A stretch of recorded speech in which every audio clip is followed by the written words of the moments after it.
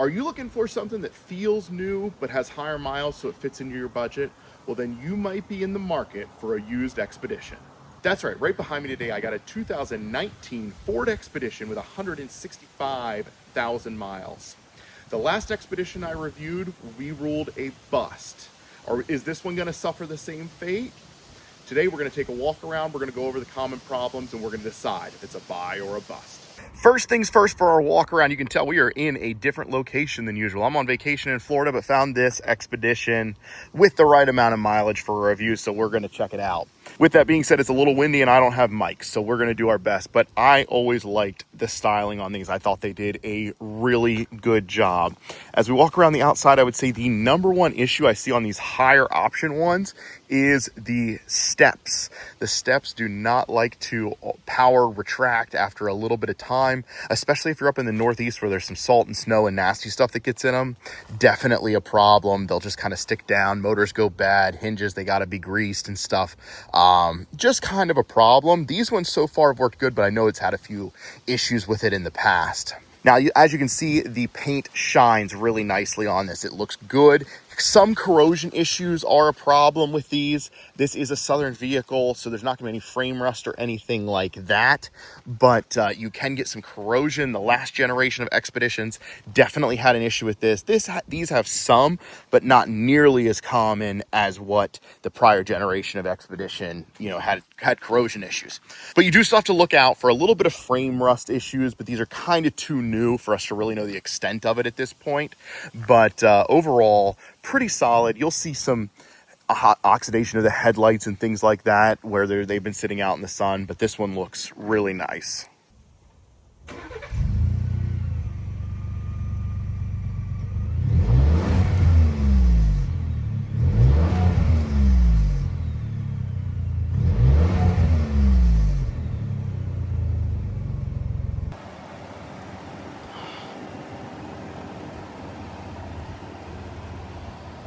Under the hood here, we got the 3.5 liter Ecoboost engine that makes 375 horsepower and 470 pound-feet of torque.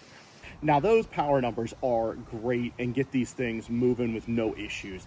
Some people prefer like the 5.0 Coyote, and I actually kind of do as well, but this is the way that all auto manufacturers are going. They're going for smaller engines with turbos, and honestly, Ford has done a pretty good job as far as power goes on these.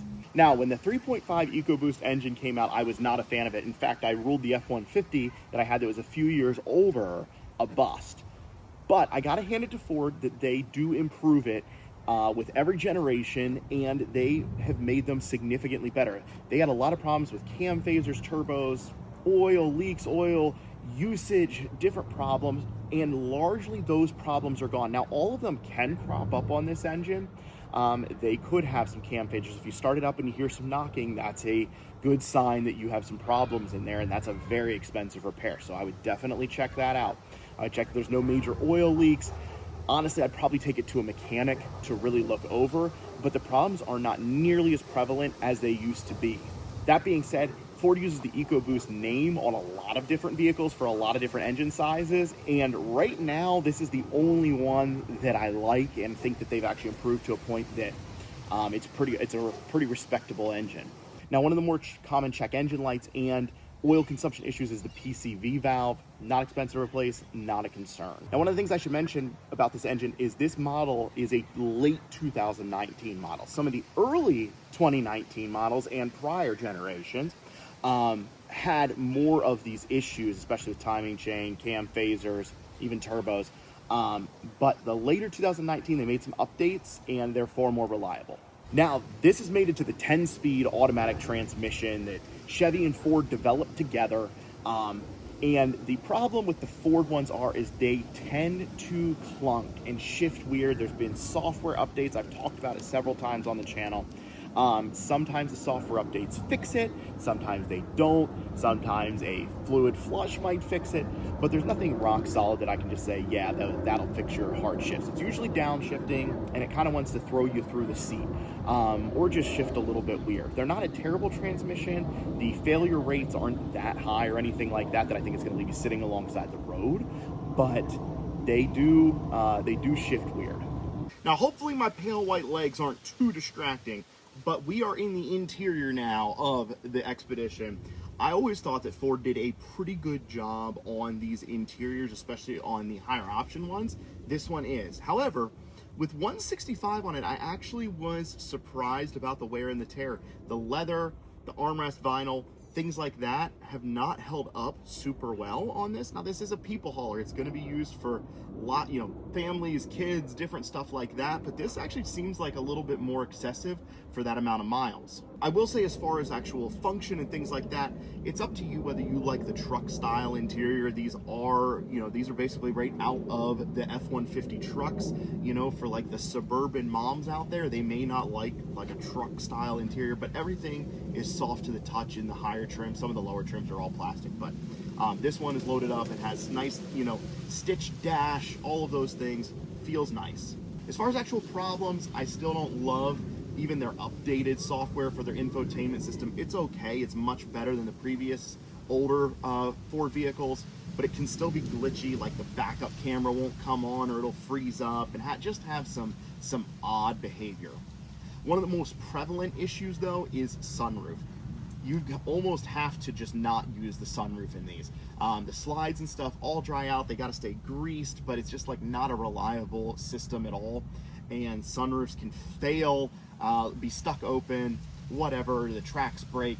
And really, it's probably better just to not use one. It would be better to actually buy one probably without a sunroof to avoid those issues. Things that are less common but still pop up is like heated seat failure, just kind of, little electronic gremlins. They're not terribly, common, but they do happen. Door lock actuators going bad, switches, things like that. But it's about in line with any other manufacturer. In the back seat now of the Expedition, and I gotta say, this is what you want to be the best part of a large SUV, because you're probably taking kids with you, probably going on road trips. You want there to be plenty of space and everything to function and just be easy, right? So as I sit here, I got plenty of leg space. I'm 5'9". The seat is where I would be comfortably up front, and I got so much headroom, leg room, all of that, not a problem. I even like that Ford brought the same soft materials from the front up here to like the rear door panels, stuff like that. They did a really good job. It's one of the nicer second rows to be in. They're really thoughtful in function. You got cup holders right here in an easy place as well in your door. You got all your controls for everything, media, all that stuff right here in the center console. It's just really well thought out. Nice flat floor, and it's just huge. If you feel like you're sort of, in a cavern here, more so than some of the other SUVs I've been in. As far as second rows go, these are pretty good. Now, if you are buying this because you have a large family, young kids, even older kids, I think this stuff's really important. So this is the shorter Expedition. If you actually want to go travel and road trip, you almost have to get the longer one. There is not enough space to bring your stuff along with you on the shorter version. You just can't do it unless you get a roof rack or something like that, which is just, who wants to do that? That's one thing. The other thing is more safety issue, actually. These seats, they only did this in 1 or 2 years, have airbags built into them, okay? The seat belts. And I had never even really seen this before, but I've done a little research, and you can only use certain approved car seats with these seat belts. I figure this is going to be important for somebody like myself who has young kids, because I wouldn't ever think to ask about that. As far as other features, they do have 110 outlet and USB back here, which makes that road tripping part really easy. Now we're out on the road in our 2019 Expedition, and one of the things I should have reiterated more when I was up front doing the interior is just how big the interior on these are. I am holding the camera because I am by myself here today and I don't have anything else other than my hand to hold the camera, and it is like a stretch across the interior to hold it, and it's just kind of crazy. There's not many vehicles where you have that problem out there. I have driven Expeditions in the past. I had a 2023, I would think it was, a brand new one that I drove, really liked it, that had the 3.5 as well, and I've driven several of them, and I have a 2011 that is the older engine as well. We're coming up to a stoplight here. Brakes feel good. So far, steering's felt good. We're in Florida, so there's not a lot of winding roads, mostly straight, but these generally do handle pretty well. One of the things you have to watch out for is suspension wear when you get up into this mileage, especially like ball joints, especially uppers on these like to go bad.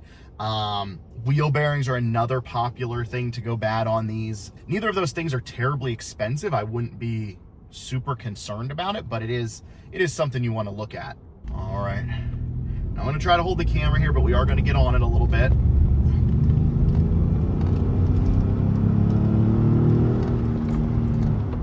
You know, the craziest thing about these, and I think I said this before when I drove the newer one, is the pedal response is not great. Like, you push the pedal and you don't really go anywhere for a second, but once you do, you really go. Like, it has great power. It feels faster than the 5.0 Coyote and the trucks and stuff like that. I don't think it's as reliable as the Coyote because it's a much simpler drivetrain, but as far as actual power, it's pretty impressive. The one thing that I think they could have done better with, like the whole Ecoboost thing, the eco word, is that you're going to get really good fuel mileage. At least that's what they would insinuate. This is rated at like 17 and 22.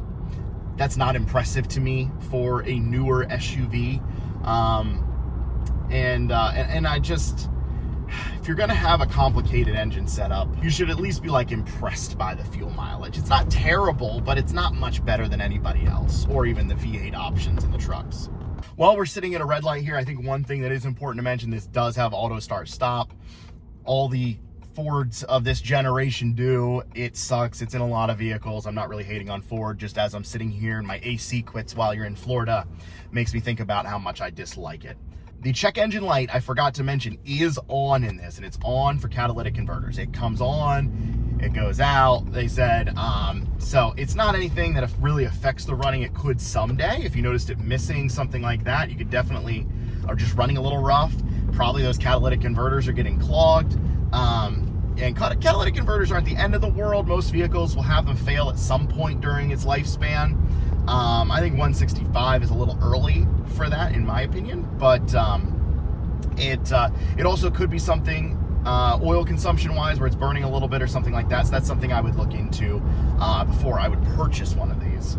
And one of the things, if you want to tow the boat, you want to go out on the lake, these tow up to 9,300 pounds, depending on configuration and stuff, and that is class leading as far as I know.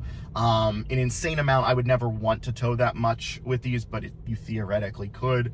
And if you're going to use it for some work, it's nice to know that you can. Other suspension things I should mention that aren't relevant to this particular one that I'm driving, but that is air suspension. Some of them have air suspension. That system is known to fail. You would probably rather just have the one that without air suspension like this than run into the air suspension issues, because those can be quite expensive depending on what all goes wrong.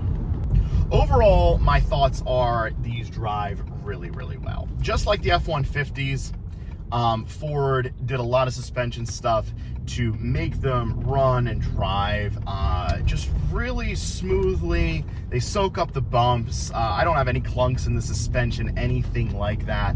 I actually really do enjoying them. They don't feel quite as large as they are when you're driving around in them, even though they're pretty massive. But overall, I enjoy taking a ride in one of these. With that being said, I think it's time to head back and decide if this thing is a buy or if it's a bust. Back from the test drive, and now it is time to decide if this is a buy or a bust. The test drive went well. I do really like how these drive. I don't love the sometimes erratic transmission shifts. There's no really rhyme or reason to it, but it just sometimes shifts a little odd. I also don't love that you have to use so much throttle with the Ecoboost motor. It's not like the 5.0 where you can just press it down and go. It kind of has a little hesitation there for a second. Now, I do think that Ford has really improved these. The 3.5 is much, much better when they first brought it out prior generations. I would stay away from the older ones for sure. However, like I said, Ford has done a lot of improvements to these to make these engines reliable. And I really do think that they are. Here's my hesitation with these. And that is that they are more expensive to work on and the drivetrains are just more complicated. So that means that you're going to have higher bills if something does go wrong, which isn't unheard of, but not nearly as common as the older versions. These are a little cheaper than Suburbans and some of the other SUVs out on the market. They actually vary quite a bit, but they run, I would say, average between 20,000, 25,000 with this amount of miles on it. Sometimes I've seen them even cheaper than that, but that is a lot of SUV for the money. And I do think if you bought one of these with 150, you had it checked out by a mechanic, it's not using oil, it's not exhibiting any of the issues that we talked about, that you could get that thing to 250 or 300 pretty easily. And that's why today we're going to call this a buy. And I want to be very specific. I'm not talking about any of the earlier generations of Expeditions, just the 2019 and probably even the newer ones, but I haven't reviewed those yet. If you have an Expedition and you've had some other problems that I forgot or didn't mention, I want to hear all about it. Put your thoughts down in the comments below. Thanks for watching.